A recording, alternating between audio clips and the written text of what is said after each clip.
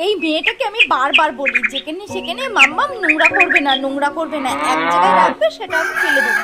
তা না, মেয়েটা তোমার কোনো কথাই শুনবে না, যেখানে সেখানে কাগজে ফেলে রাখবে। রাত দিন আমার শুধু ঝাড় দিতেই থাকবো। উফ, ভাল লাগে না। এই ঝাড় দিতে দিতে আমার হাতে পায়ে কোমরে সব ব্যথা হয়ে গেল। মেয়েটাকে নিয়ে না আমি আর পারি না, বড্ড বদমাইশ হয়েছে মেয়েটা।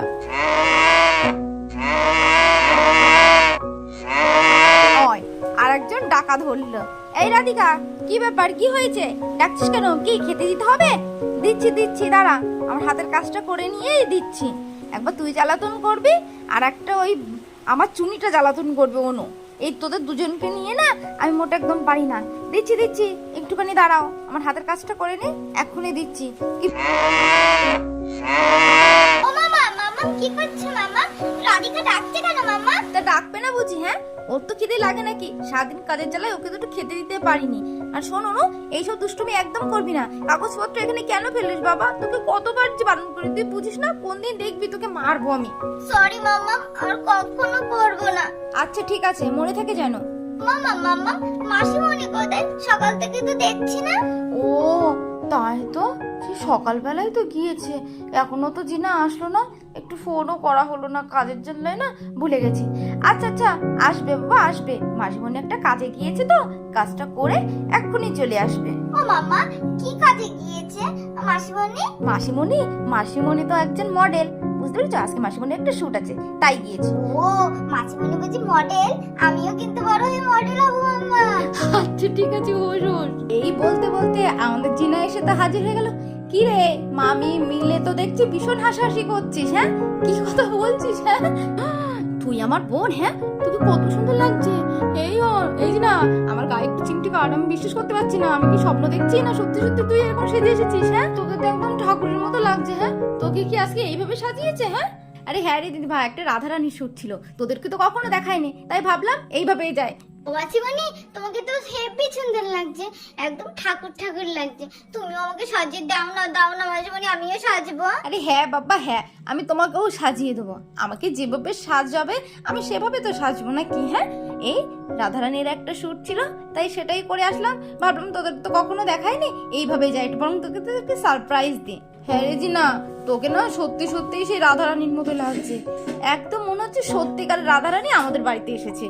আরে হ্যাঁ রে, সত্যি সত্যিই তো আমি রাধারানী। আর দে তো, দে দেখি ভালো ভালো খাবার, ফল, মিষ্টি, যা যা আমি খেতে ভালোবাসি সেগুলো দে দেখি। বুঝতে পেরেছিস, আমার সকাল থেকে অনেক কষ্ট করে এসেছি। দে তো দে, রাধারানী খুব ভালো মন্দ খেতে দে। ও রাধারানী কি খেতে ভালোবাসে সেগুলো দেবো, তাই তো? দাঁড়া দাঁড়া, আগে হাতের থেকে একটু ঝাঁটা ফ্যাটার তো সরাই তো, তারপরে এসব নিয়ে আবার গল্প করা যায় নাকি? আচ্ছা, রাধারানী এসেছে, তাহলে রাধারানীর পছন্দের জিনিস তোমাকে দিতেই হবে। তার আগে কিন্তু এই রাধারানীকে আমার কয়েকটা প্রশ্নের উত্তর দিতে হবে, তবে রাধারানীর ভালো ভালো জিনিস পাবে, ঠিক আছে? আচ্ছা বলতো, রাধারানীর 28টা নাম কি কি? ও রাধারানীর 28টা নাম, এই প্রশ্ন? এই রাধারানী তো একদম সব পারবে। জানে বোন তুই, রাধা, রাসেশ্বরী, রম্ভা, কৃষ্ণ, মন্ত্রাধি দেবতা, সর্বাধ্যা, সর্বা বন্ধা, বৃন্দাবন হারিণী, বৃন্দা রাধা, রমা, অশেষ গোপী মণ্ডল পূজিতা, সত্য, সত্যপরা, সত্যভামা, শ্রীকৃষ্ণ বল্লভা, বিশু, ভানুসুতা, গোপী, মূল প্রকৃতি, ঈশ্বরী, গান্ধার্বা, রাধিকা, রম্মা, রুক্মিণী, পরমেশ্বরী, পরাৎ পরতরা, পূর্ণা, পূর্ণচন্দ্র বিমানান, ভক্তি মুক্তি প্রদা, ভবব্যাধি বিনাশিনী। নে, তোর কি 28টা নাম হলো? এবার বল দেখি আর কি কি প্রশ্ন আছে। তারা আর মাত্র 2টো প্রশ্ন। আচ্ছা বলতো, রাধারানীর সব থেকে প্রিয় ফুল কোনটা, আর রাধারানী সব থেকে কি খেতে বেশি ভালোবাসে? রাধারানীর তো সব থেকে পছন্দের ফুল হচ্ছে কাঠগোলাপ আর পদ্ম। আর রাধারানী কি খেতে বেশি ভালো? ডাঁটি কচু বা কচুর মুখী, বুঝতে পেরেছিস? এইগুলোই। বাবা, আমার বোন এত কিছু জানে। হ্যাঁ, তা তো আমি জানতাম না। যাক, আমার একটু স্বপ্ন ছিল আমিও মডেল হবো, কিন্তু আমি তো হতে পারলাম না, তুই হয়েছিস, এতে আমি খুব খুব খুব খুশি রে বোন। তুমিও হতে পারতে, তুমি তো একবার বিয়ে কমপ্লিট করে একদম সংসারের মডেল হয়ে গেছো। নাও তাড়াতাড়ি বিয়ে করো, করেছো তো, হয়েছে তো? হ্যাঁ, নিজের স্বপ্ন সব একবার জলাঞ্জলি দিয়ে ফেলেছো, খুব ভালো কাজ করেছো।